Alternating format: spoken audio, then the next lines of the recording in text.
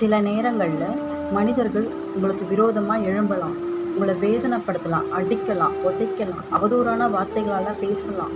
அது யாரை வேணாலும் இருக்கலாம்.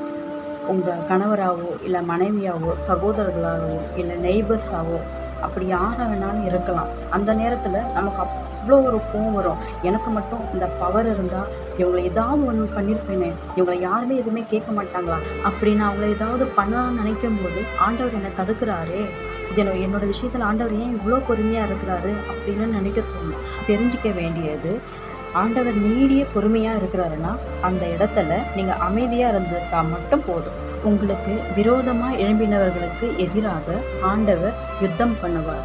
எந்த இடத்துல நீங்கள் வெட்கப்பட்டீங்களோ, எந்த இடத்துல நீங்கள் அவமானப்படுத்தப்பட்டீங்களோ, எந்த இடத்துல நீங்கள் தலை குனிஞ்சிங்களோ அதே இடத்துல உங்களோட தலையை ஆண்டவர் உயர்த்த வல்லவராக இருக்கிறார்.